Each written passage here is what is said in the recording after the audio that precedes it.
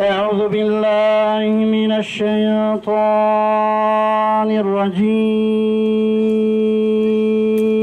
الرجيم.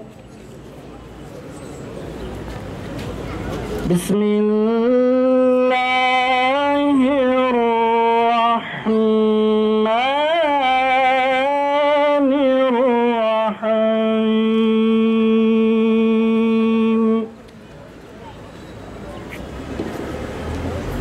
ولا تحسبن الله غافلا عما يعمل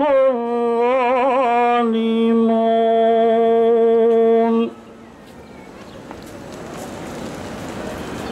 إنما يؤخرهم ليوم تشخص فيه الأبصار.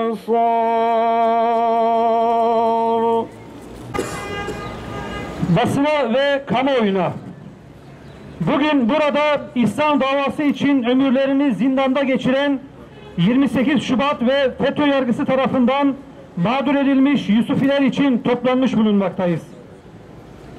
Gecikmiş adalet, adalet değildir. Artık mazlumca haykırışlarımızın karşılığında Yusufilerimizin özgürlüğüne kavuştuğuna şahit olmamızla sonuçlanan son basın açıklamamız olmasını temenni ediyoruz.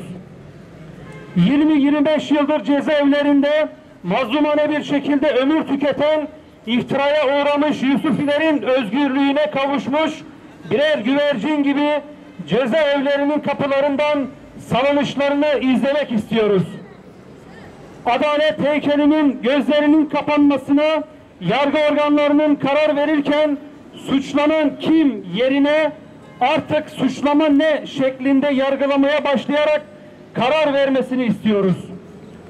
Evrensel hukuk kurallarının hiçe sayılarak evrensel hukuk kuralı olan masumiyet karinesinin alenen çiğnenmesi yoluyla verilen kararların ortadan kaldırılmasını talep ediyoruz.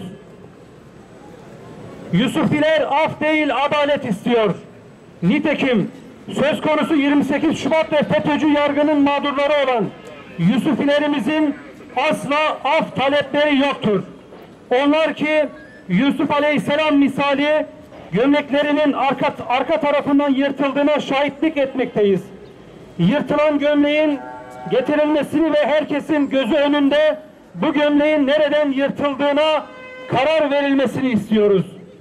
Zira yargı gücünü kim eline almışsa kendini aklamış, diğerlerini mahkum etmiştir.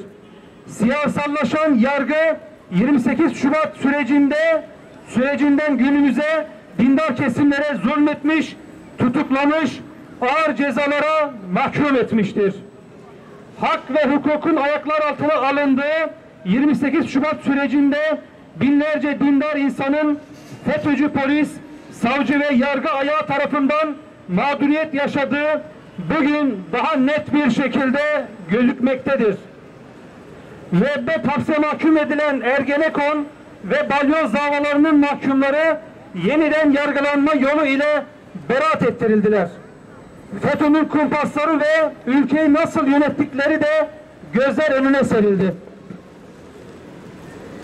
Yetkililere sesleniyoruz. Ergenekon'la balyozcular kadar da mı masum değil bu kardeşlerimiz? 20 yılı aşkındır cezaevinde tutulan Yusufilerin ailelerinin çektiği sıkıntılar büyük bir acıya, hayatları ise trajiye dönüşmüş durumda. Bunu sizler de biliyorsunuz, görüyorsunuz. Bu sebeple bizler 28 Şubat ve FETÖ yargısı mağduru Yusufilerin yeniden yargılanmalarının yolunun açılmasını ve adaletle hükmeden mahkemelerin kurulmasını talep ediyoruz. Sinsice tuzak kurup masumları hapseden zalimlerin akıbetini yaptıklarının kendilerine kar kalmadığını görüyoruz. Bizzat bu yargının mağduru olan Sayın Cumhurbaşkanı'na da sesleniyoruz. Bu zulüm ve kumpasın mağdurlarından biri de sizlersiniz. Bu mazlumların halinden de en iyi sizler anlarsınız.